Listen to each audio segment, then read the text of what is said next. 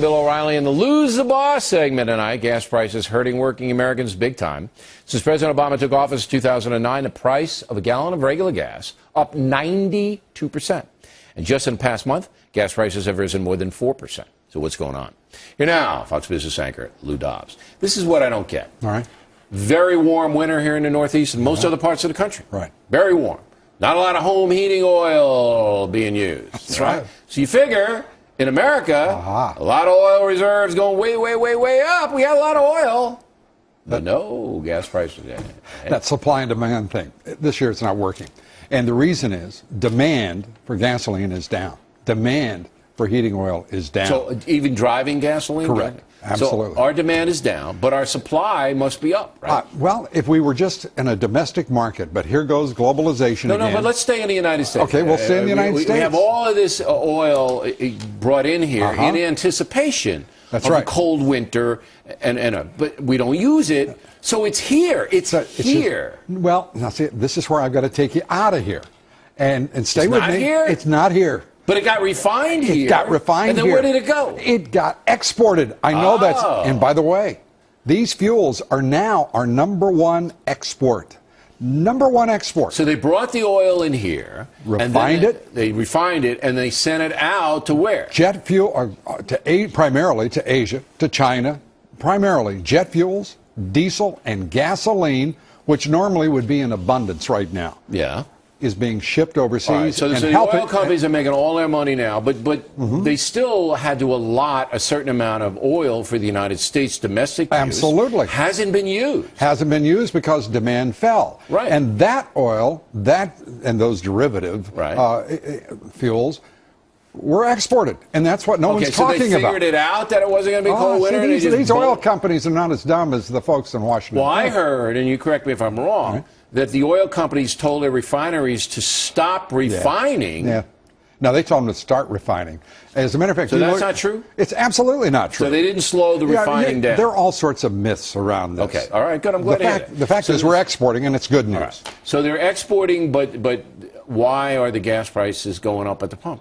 Because they are pushing the margins, and it's that simple. Well, I don't understand that. In other words, the margin, what does that mean? What that means is they are managing to export fuels, and what is left is going up in price because there is sufficient demand for what is left. So they're by exporting the fuel to China and other countries, they're not leaving enough here. Correct. So that.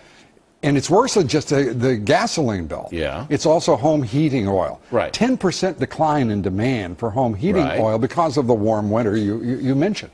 But again, these fuels are now being shipped or exported overseas. Now, shouldn't the government then say to the oil companies, you can't interfere with them? Because it looks like we're getting hosed, the American worker. Look, the American worker's paycheck didn't go up 92%, Dobbs, okay?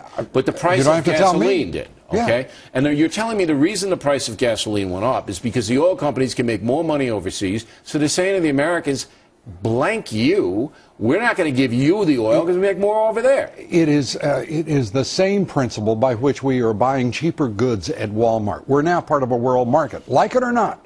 And the fact of the matter is we are competing with demand in China, in Europe, primarily in Latin America. So no matter what we do, no matter how much we can serve, no matter how many cars get better mileage, the prices are going to continue to go up because they're selling all the stuff over there. You notice that you haven't heard President Obama crying about these higher prices. Not a word. And that's because this fits into his green philosophy. Yeah, he wants people to get so fed up that they go for the electric cars and all of that. They may get so fed up that they show up in November. But I think you understand how angry voters are that they have to bear the brunt of these price rises when it isn't supply and demand anymore because China is eating up the oil and we're paying for that. Well, and then you throw into the equation the Keystone XL pipeline because part of the refining capacity that's got to be... But say that was a mistake by the Obama. But say they said, okay, you can have the pipeline and all the oil comes in from Canada. Well, they refine it in Louisiana and they send it to Beijing.